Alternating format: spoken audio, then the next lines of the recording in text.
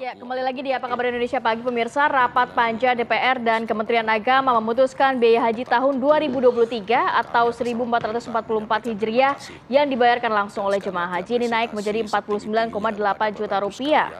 Angka ini naik sekitar 10 juta rupiah dibandingkan yang harus dibayarkan pada tahun lalu, yakni sebesar 39,8 juta rupiah. Diketahui pemirsa, biaya tersebut digunakan untuk biaya penerbangan, biaya hidup dan juga sebagian biaya paket layanan masyair haji. Walaupun naik sekitar 25%, namun biaya haji ini lebih rendah daripada yang diusulkan sebelumnya oleh Kementerian Agama, yakni sebesar 69 juta rupiah.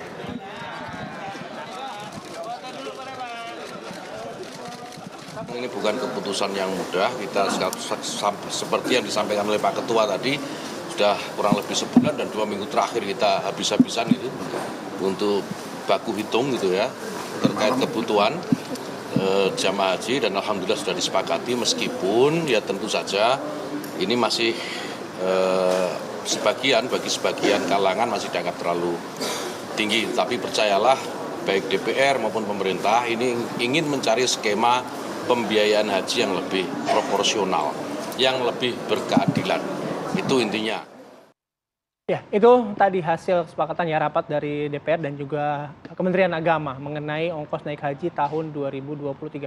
Anda mau bertanya atau mau punya komentar soal isu ini, silakan telepon. Ini nomor teleponnya sudah tertera, nanti kami cantumkan di layar televisi. Karena kami juga akan berbincang dengan Wakil Ketua Komisi 8 DPR RI, ada Aceh Hasan Sajili. Selamat pagi Kang Aceh. Assalamualaikum. Selamat pagi Kang, Assalamualaikum. Waalaikumsalam Mas Bayu, Terati. Ya, sehat ya Kang? Alhamdulillah. Alhamdulillah. Saya sehat karena apa? Siap-siap menerima pertanyaan.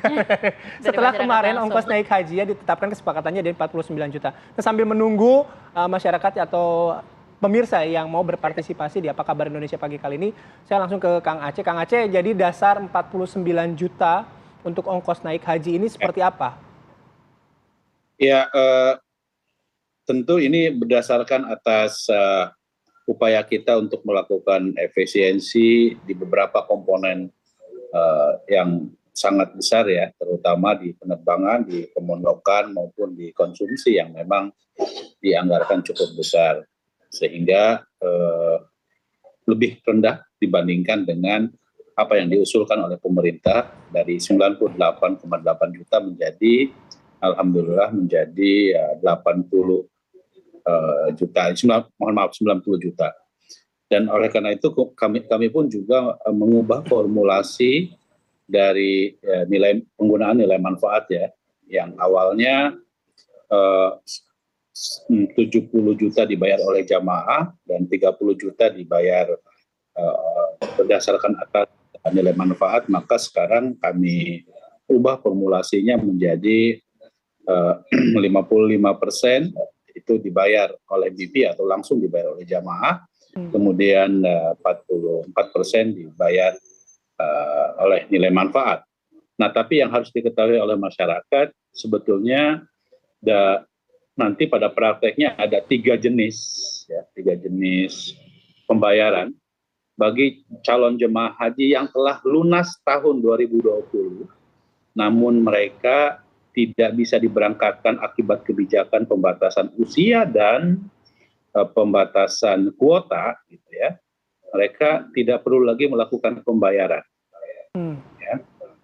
Sementara untuk jamaah haji tahun 2022 yang jumlahnya sekitar cukup banyak juga, itu 9.864 jamaah, itu hanya menambah biaya sebesar 9,4 juta. Nah, bagi jemaah haji yang tahun ini seharusnya berangkat ya, dan mereka belum melakukan pelunasan, mereka jumlahnya 106.590 jamaah. Ya. Itu pelunasannya sebesar 23,5 juta. Nah, ini yang nanti akan segera diumumkan secara resmi melalui keputusan Presiden. Setelah itu diberikan waktu 1 bulan untuk melakukan pendaftaran. Baik. Kang Aceh, nantinya akankah manfaat-manfaat yang diterima oleh calon jamaah haji ini juga akan berkurang melihat asumsi awalnya kan jauh lebih tinggi dari angka 49 juta ini? Tentu kami mendorong untuk tidak mengurangi layanan terhadap para jamaah ya. Layanan yang dimaksud misalnya pemondokan, tentu pemondokan kita harapkan bisa lebih sesuai dengan yang kami inginkan, yaitu hotelnya sekelas bintang 3 di Arab Saudi, baik di Mekah maupun di Madinah ya. Yang kedua, kita pun juga mendorong tetap ada bis sholawat atau bis yang memberikan layanan kepada jamaah untuk mengantar ke Masjidil Haram. Ya, kalau di Madinah saya kira kan masih dalam wilayah markazi ya, yang dekat dengan Masjid Nabawi. Yang ketiga, kami pun juga mendorong supaya konsumsi selama di Arab Saudi atau di Mekah ya kita tetap bisa berikan, walaupun ada pengurangan dari aspek makan pagi. Ya, kenapa dikurangi? Biasanya para jamaah haji itu pagi-pagi justru mereka sedang di Masjidil Haram. Ya, jadi mereka bisa memanfaatkan living cost-nya itu untuk kepentingan sarapan, beli roti gitu. Nah, nanti siangnya tetap difasilitasi untuk diberikan makanan, ya, mulai makan siang dan makan malam. Dan kami juga kemarin menegaskan tentang adanya ketersediaan makan pada saat menjelang puncak haji. Ya, puncak haji itu penting. Kenapa? Karena tahun-tahun sebelumnya menjelang puncak haji itu 2 hari atau 3 hari sebelumnya itu kan tidak disediakan makanan. Kenapa? Karena memang menjelang puncak haji situasi tidak memungkinkan disebabkan karena traffic di Mekah menuju persiapan itu cukup tinggi sehingga mempersulit misalnya distribusi. Tapi kita minta kepada pemerintah, kepada Kementerian Agama, justru pada saat menjelang puncak haji itu jamaah haji kita harus diberikan energi yang cukup sehingga dia betul-betul fit dalam menghadapi persiapan Arafah, Muzdalifah, pun Mina. Oke, Kang Aceh. Kang Aceh, ini juga sudah ada penelpon. Ini ada Pak Ahmad dari Tasikmalaya. Kita sapa terlebih dahulu. Selamat pagi Pak Ahmad. Selamat pagi. Assalamualaikum. Assalamualaikum warahmatullahi wabarakatuh. Ya, Pak Ahmad ada yang ingin disampaikan atau ingin Pak Ahmad ada yang ingin disampaikan atau mungkin ada yang langsung ingin ditanyakan ke Kang Aceh? Baik, ada. Jadi ada yang saya tanyakan. Yang pertama saya menginformasikan, saya calon jemaah haji dari Tasikmalaya. Saya telah melunasi tahun 2012. Saya dijanjikan keberangkatan pertama itu tahun 2022, mundur lagi 2024, mundur lagi 2026, kemudian masa corona malah mundur jadi tahun 2031. Kalau 2031 serologiga mungkin usia saya sudah melewati lebih dari 65. Nah itulah yang saya tidak mengerti terjadi kemunduran. Yang kedua, baik, Pak Ahmad, boleh satu-satu Pak Ahmad, karena masih ada penelpon lain juga Pak Ahmad, mohon maaf.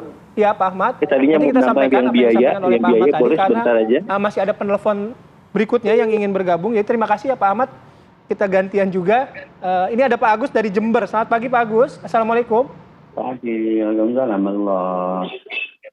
Oke, Pak Agus ada yang ingin disampaikan atau ingin ditanyakan? Ya, yang saya tanyakan kenapa kenaikannya kok selalu signifikan, padahal yaitu biro-biro yang menjalankan bironya itu untuk umroh itu yang waktunya tidak terlalu jauh beda dengan waktu pemberangkatan atau waktu haji itu. Itu harganya kok sangat murah sekali, hanya 30 sekian itu. Tapi kenapa kok di pemerintahan ini yang menjalankan itu? Padahal fasilitas sama, bahkan hotel lebih dekat kalau umroh itu ya. Kalau haji kan tidak mungkin. Indonesia itu, saya tidak pernah orang-orang Indonesia yang secara umum itu hotelnya dekat yang jelas jauh-jauh sekali Oke, baik, jauh baik, haji. baik, Jadi baik, itu baik, perbandingannya Pak Agus, di terima mana itu. kasih. Ya, makasih. Ya. Oke, baik, terima kasih Pak Agus. Baik, saya langsung ke Kang Aceh. Kang Aceh tadi menanggapi apa yang disampaikan oleh Pak Ahmad, ini soal jadwal keberangkatan lunasnya udah tahun 2012 yang lalu. Kemudian dari Pak Agus di Jember, soal harga kalau dikomparasi sama umroh gitu, umroh 30-an gitu tadi ya. Iya, betul. Silakan Kang Aceh. Ya, pertama kalau ya saya kira memang kalau Pak Ahmad tentu yang dimaksud oleh beliau setoran itu bukan setoran pelunasan, mungkin pendaftarannya 25 juta sudah dibayarkan oleh beliau ya tahun 2011 ya. Tentu kalau daftar tunggunya hingga misalnya 15 tahun pasti akan agak lama gitu ya. Persisnya saya kira kalau rata-rata di Kabupaten Tasik atau di Kota Tasik itu sudah mencapai sekitar 20 tahun. Memang daftar tunggunya akan panjang gitu. Tapi yang perlu diketahui oleh Pak Ahmad ya, sekalipun demikian tentu kita berdoa ya agar daftar tunggu ini bisa lebih cepat, karena pada umumnya yang sekarang berangkat itu adalah mereka yang rata-rata pendaftarannya itu di tahun 2008 sampai 2011 tergantung di daerah di mana provinsinya berada, karena jumlah kuota itu kan tergantung dari jumlah penduduk populasi Muslim plus dengan jumlah pendaftarnya yang semakin banyak. Jadi mudah-mudahan Pak Ahmad kita bisa mempercepat proses itu ya, sehingga bisa cepat diberangkatkan. Intinya memang selama 2 tahun kan kita tahu mengalami penundaan keberangkatan, dan itu berimplikasi juga terhadap pengelolaan keuangan yang dimiliki oleh para jamaah. Nah, tentu saya juga mendorong kepada Pak Ahmad untuk rajin ya mengecek rekening virtual account-nya, karena di situ nanti dari hasil pengelolaan tersebut ada nilai manfaat yang diberikan kepada setiap jamaah dari daftar tunggu. Yang kedua dari Pak Agus ya. Ya, Pak Agus, Kang. Nah, Pak Agus tadi menyampaikan soal jumlah biaya umroh jauh lebih murah gitu ya. Saya kira justru sebaliknya. Kalau umroh itu kan rata-rata antara 9 hari ya. Sekarang aja umroh itu hampir 30 juta per jamaah 9 hari. Sementara haji itu 40 hari. 40 hari dengan membayar 49 juta tentu saya kira masih dalam batas yang terjangkau oleh para jamaah ya. Bahkan saya kira umroh saja yang 9 hari rata-rata sekarang sudah 40 jutaan ya. Nah, tentu apalagi kalau misalnya kita bandingkan dengan haji yang dikelola oleh haji khusus ya, itu rata-rata udah di atas 200 juta.